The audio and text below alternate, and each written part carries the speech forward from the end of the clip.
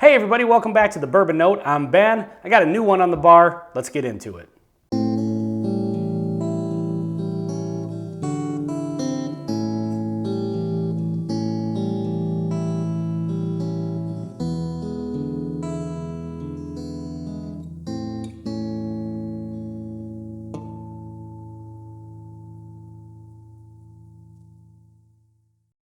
All right, tonight on the bar we've got BAM. This is Heaven Hill Grain to Glass Rye.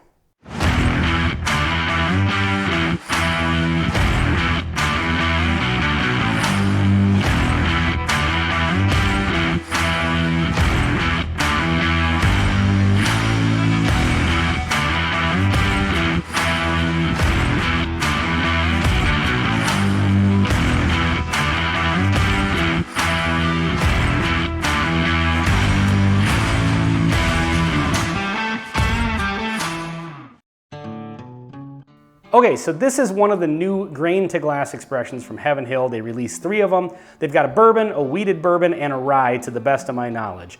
So this happens to be the rye. It comes in at 123 proof, distilled in 2017, so it's a 7-year banger, and it is 63% rye, 24% corn, and 13% malted barley.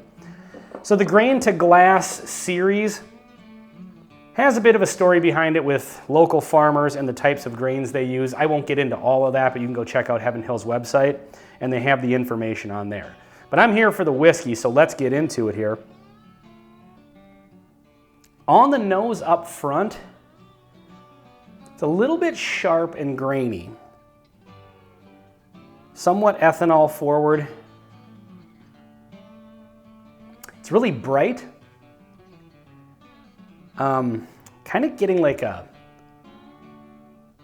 light mint, which is one of those notes that I know is sometimes, people get that on ryes. I have in the past a couple times, but it's not a common one for me that I pick up. But this one definitely has it, and it has kind of like an interesting, almost like there's something dark alongside the mint, almost like, picture like a mint chocolate chip ice cream or something like that, like dark chocolate chip. Or like a thin mint, from the Girl Scout cookies. It's faint. The mint is a little more up front. That dark kind of chocolatey note is a little more faint. But it is there, at least for me. So far on the nose, I'm digging it, but it is a little bit grainy and ethanol forward. It's a very sharp nose. Well, let's get into the palate, see what happens. Cheers.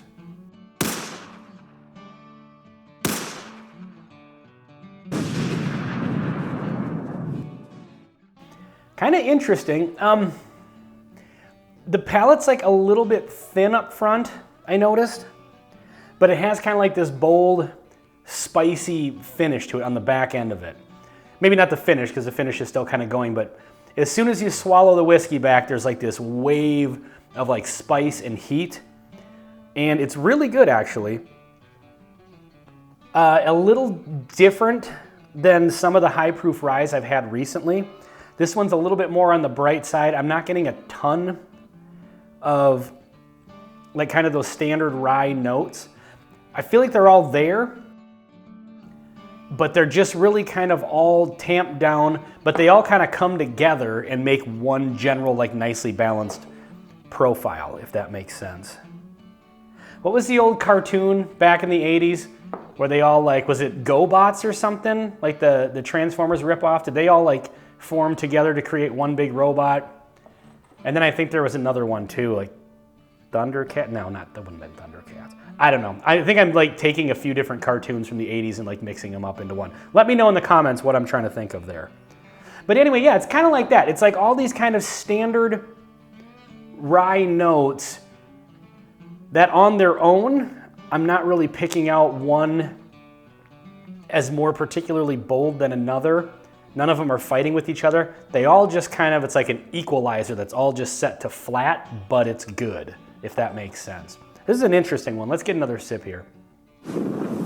I'm noticing on the palate that the mint flavor itself isn't quite as prominent as it was on the nose, but it almost kind of has that mint feeling in your mouth. Like it's almost got like a cooling feeling. like you've just had a mint. It's really interesting, actually. I don't usually get that off of whiskeys. I have in the past a couple times. Again, it's that mint note that's not really a familiar one for me. But yeah, I'd say right up front, it's like a ramp. You know, it's really small and then it just kind of builds into this really nice, well-balanced rye. I guess I really don't know much more to say about it than that. I don't think that it's particularly wowing me other than the fact that it's just a really good whiskey, but I don't think that it's like taking me in any particular direction that's particularly unique. It's just a really good overall rye whiskey. Let's finish this off and then we'll have some closing thoughts. So yeah, I think that what I just said, I think it's just kind of a nice, well-rounded. The proof works really well on it. It just doesn't really go, like I said, in any particular crazy direction, which there's nothing wrong with that. Sometimes that's just what you want, is a nice, well-balanced, you know, you don't want one note that's turned up to 11 and kind of squashing all the other ones. And this one definitely doesn't do that. It's just a nice, well-balanced whiskey. I hate to sound like a broken record, and I know that generally the purpose of buying these whiskeys, at least for me personally and, you know, other people that have channels, and I'm guessing you watching this, whether you have a channel or not, you're watching a whiskey tube channel, you probably just like to explore all kinds of different whiskeys. So it's tempting to kind of sometimes say, is this worth the price? By the way, I paid $100 for this. I got it at Sam's Club, so I'm assuming everywhere else around here it probably would have been 120, 30, 40. I can't find just like a standard price for this online. I'm seeing some secondary prices, but from what I gathered, it seems to be in the $120 to $140 range. I honestly didn't know anything about it. They had one on the shelf, but I knew these were coming out. I assumed this was going to be my only chance to get one, so I just impulse bought it. So I paid $100 for it. At the 120 to up to 140 that I'm seeing for MSRP on this, kind of a tough sell, to be honest. I don't know that it's worth that price point.